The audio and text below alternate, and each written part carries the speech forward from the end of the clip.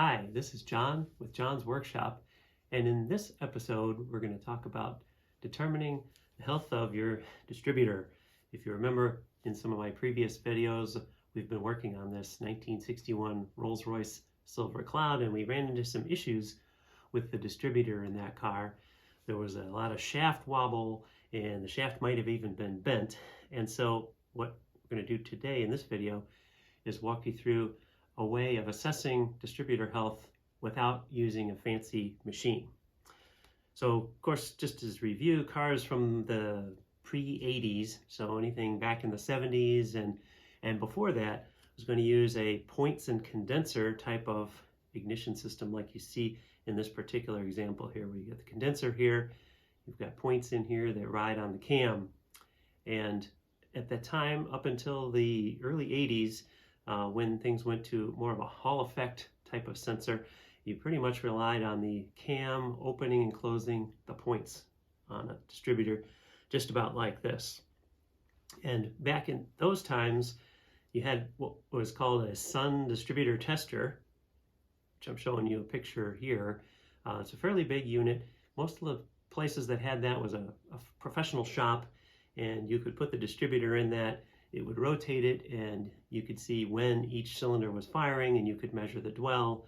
You could look at the centrifugal advance and also vacuum advance. Back then, guys like me couldn't really afford a system like that. But one of the interesting things now is you can get relatively inexpensive oscilloscopes, and you can assess these distributors yourself using something like that. I don't even know if they make the Sun units anymore, but that is a way that I'm going to show you how you can assess whether the pulses in here are coming out at the right time or not, and whether the dwell angle for each individual cylinder is working properly. And there's different types of distributors for different number of cylinders, but on this particular one, it's an 8-cylinder car, and you've got 2 separate sets of points with 4 cams. So one goes alternatively, and then the next one, and the next one, and the next one. And in this type of distributor, you have a little bit more room for error in terms of setup, because you've got 2 separate points here that need to be gapped. And then there is a movable plate in here. We talked about that in one of the previous distributor videos, that also needs to be set to get the relationship between the 2 points set correctly. Of course, if you have wobble in the distributor, like the bushings need to be replaced, or if the shaft is bent, or if this cam is somehow worn, there are all sorts of factors that can lead to incorrect pulses or sparks occurring, which is going to cause rough running, and it may be difficult to assess that. And typically you would want to take the distributor out of the car and put it in one of those Sun units if you have one available, to try to diagnose that. But what we're going to do today is talk about how you could do that with some things that you can afford around the house these days. As I mentioned before, one way to assess the distributor would be to get one of the old Sun distributor machines, put it on there, and use those lights to determine what your dwell is and whether it's firing at the right times or not, and you can check your centrifugal advance and your vacuum advance. I didn't really have access to something like that, and so I have an oscilloscope here, and the cost of oscilloscopes has really gone down for the same capability here in recent years. So you can get a pretty nice oscilloscope like this for just a few $100s. If you go back 10 or 15 years, something that had this capability would have been thousands of dollars, and it would have been much bigger than this, and it would have been out of my price range. So what I'm going to do is use the oscilloscope here to assess the pulses in the distributor, and that way we'll be able to see how the timing is and what our dwell looks like. The distributor I'm using for this project is a 1960 or 61 or 62 Rolls-Royce or Bentley distributor. So I found this on eBay, and the reason I'm using this one is because it's very similar to the one that Chris has on his 1961 Silver Cloud 2, which we've been working on. So this way I can sort of get things set up, and then we're going to use this distributor tester with his distributor, and so it'll be a direct, pretty much a fit once I get something to rotate this one. So this was advertised as in working condition, and it appears to be pretty good shape. The only thing I've done is oil it a little bit so that it rotates a little more smoothly, but I have not made any adjustments, and so we'll see here shortly how it performs. This is the device that I built to rotate the distributor and generate the electrical signals that we'll need to determine the health of the distributor. So this was really just built out of, as you can see here, some plywood that I happen to have laying around. So I've just got some supports here that allow us to hold the distributor fixed. And then this is a 3-jaw chuck that holds the distributor shaft. And then I go through a flex coupling because it may not have the shaft in this motor perfectly aligned with the shaft in the distributor. I want to avoid any kind of binding there. So that's what this is here. The motor itself, I just got at AutoZone. It's a standard blower motor for a car. And so I put that together with this, it's really just a pulley, a tooth pulley, painted black, and I've got one, as you can see here, a tooth that's got a reflector on it, and then right here is an optical detector that will give me a pulse every time this goes by. And then I've got here is the speed control, and then back here, this is the power supply that will run the motor. It's kind of big and probably a little oversized, but it does a nice job of running the motor. And down here, I've got a terminal strip that has really all the electrical connections that I need.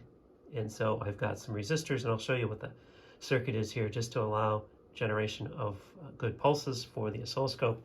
And then underneath here, I've got a power supply that basically takes the 12 volts, which is coming from the big supply, and knocks it down to 5 volts to give me signal voltage that I can use coming out of the signals. So what I'm looking for here is a signal from the distributor. So I've got a lead connected to the distributor wire, and then I have a lead connected to the ground here. So that allows me to see when the points are opening and closing. And it's just a very simple circuit here. I'll show you.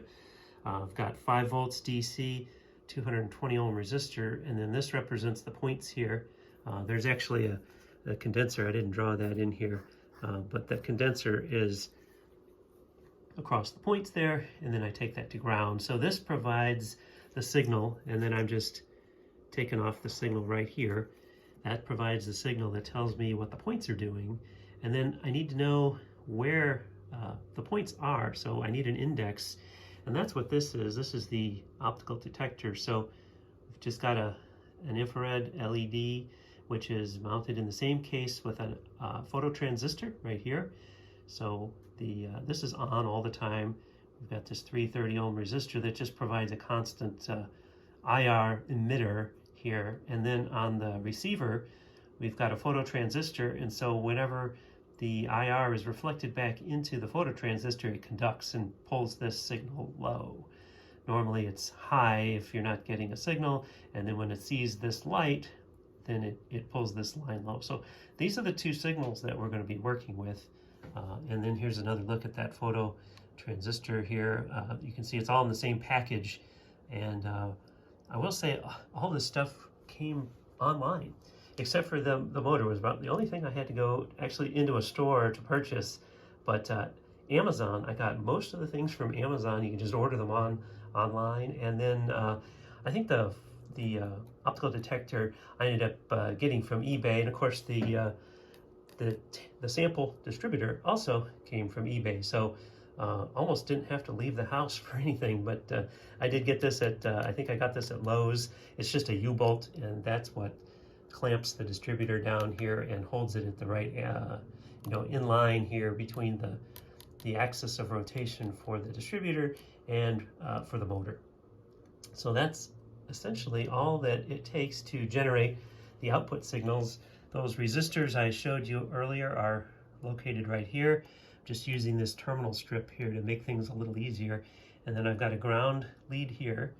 I've got a lead here that provides the optical detector at once per rev. And then this lead here is actually the signal coming out of the distributor. So when the points are closed, we'll go back to here. When the points are closed, this draws this line down to ground. And when they open, then it floats back up to 5 volts. And this is just a current controlling resistor, so we're not essentially shorting out the 5 volts. In normal operation, instead of the resistor here, we have the coil. But here we're just going to use the resistor to generate a pulse shape on the output there. So here's the whole assembly running. Got it at a relatively low RPM. The speed control here allows you to change the speed. But I'm going to keep it at a relatively low RPM here just for taking a quick look at this. So this would be something close to idle where there's no centrifugal advance in the distributor. So there it is running, and then we'll take a look at the oscilloscope here, and you can see what we're seeing on the scope. It's kind of loud with the distributor running, so this is just a freeze frame on the oscilloscope, so I can kind of point to what we're looking at here. The yellow is that once per rev signal, so you can see here it went around 1 full revolution between here and here. And then the purple is the distributor signal that we get out. So down here is when the points are closed, and then when they open, it comes up, and when they close again, it goes back down again. When they open, that's when all the energy in the coil goes into generating a spark. And so you can see the first cylinder would be firing here, the second one here, third, fourth, fifth, 6th, 7th, 8th, right there. So that's all 8 cylinders in 1 revolution. And one of the first things you notice is that it's not very uniform. Every other one of these open times here is small, and then the intermediate ones are large. And correspondingly down here, the dwell angle, which is how many degrees this is closed, and that's when the coil is charging, you can see that varies from cylinder to cylinder. So we know right away that something's not set quite right with that distributor the way it is right now. So chances are the gap on one of those points is not set to the same as the other one, and that's why we see this difference. So pretty handy so far to just tell we need to change the gap. And that's the first diagnosis we see from this. The other thing though is that you can tell if you were to go in here and look at the time between these and find out where the cylinder is firing, that you're going to find that those are non-uniform. So you're supposed to fire with an 8-cylinder engine every 45 degrees of the camshaft or of the distributor shaft. Every 45 degrees you should be firing, but here you can see that it's most likely not firing that way. And so you could get in here and sort of measure the time between these various things and then figure out how many degrees it's off from when it's supposed to fire every 45. But to do that, it kind of requires a fair amount of work, because then you have to measure the time between these two things and then measure, each of the times here to try to figure all of that out. But our first step is really going to be to change the points, the gap on one of those, to see if we can make these more uniform. To understand why the pulses are different, I got the gap gauges out here. So this is a type I've got here that just has a thinner section and a thicker section. So this is 23, 22. And so I've gone through, and the best way to check this is to take these out of the tool so that as you're going to put it in the gap, that there's no other kind of like forces hanging on there, and you want it to barely just be able to slip in without much drag. So kind of go through the different sizes there and figure out for each gap, what is it. So I would consider that one, that's pretty close to 22 right there. So essentially that's what I did for each cam, and what I got was a little bit surprising. So here's the results. This is where my index mark is, and you can see there's a 020, that's the points on the right hand side, so that would be this side, and then the next ones that go are the left hand side, so that's this set of points here. And you can see that for the only adjustment you have is just really to change either the right-hand side or the left-hand side. But you can see it goes 20 on the right-hand side to 22 to 23 to 19. So if you look across that, they're sort of hovering around 20, which is the spec. And so you might think, well, that's about right. And then on the left-hand side here, we've got 22, and then 19, and then a 20, and then a 22. So again, still kind of hovering around that same 20 thousandths. So just looking at the gaps here, you know, I'd probably say, this looks pretty good. I don't think we'd need to do anything here. It's pretty close to spec. But I think what's happening is, part of it may be that if you look at the points here, this is a little bit of a different design. And so the wiper may be a little bit different there than it is over here. I think we also probably have some, movement here of the cam. So really with just those two adjustments to try to get the dwell correct, there's no way we're going to correct what we saw in the scope trace there. So there are other things that work here, but we know from the oscilloscope that it's not quite perfect. To try to understand that non-uniformity, I just put the dial indicator here on the shaft there, and as we rotate, you can see there is some change in the indicator there. It's moving a few thousandths, maybe 5 thousandths, something like that, from maybe that near the 20 up to about 25, something like that. So that may mean the shaft is a little bit bent, but that non-uniformity, then you can't really adjust that out. That causes the cam to move in this, around in this way, which then, even if you have the points adjusted as well as you can, you really can't get a uniform pulse for each one because of that. So this distributor, I would say, would probably need something done to straighten out the shaft. Comparing our measurements for the gaps to what we see on the screen is only partially coordinated, it seems like. So this very first one, which was 20, was actually this one right here, right as the timer mark was coming through, which is the same as this one over here. And that's pretty long, and that was a 20 thousandths. And then the next one had a bigger gap, so you would think that would be open a little longer, but it actually was a short one. And then the next one was the same length, was also 22 thousandths, but it's open longer.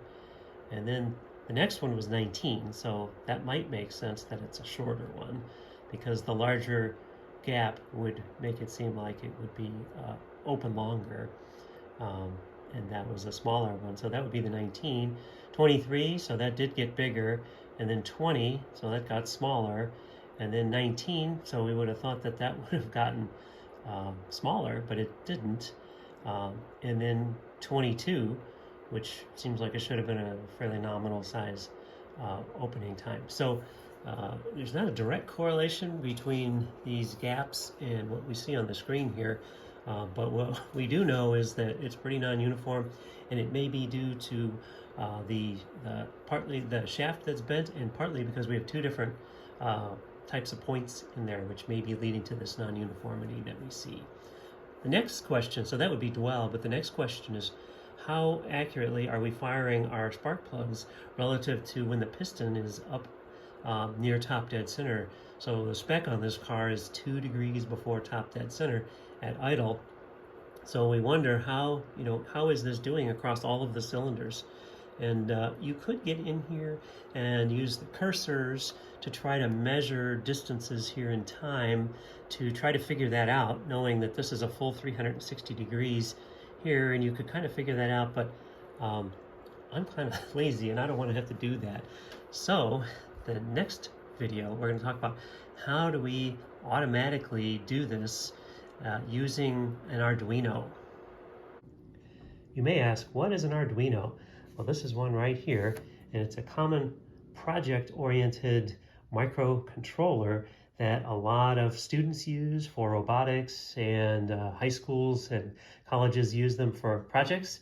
And in the next video, we'll show you how we can use this to time those pulses and figure out how healthy the distributor is. So hope this was a helpful video, and I hope you watch the next one.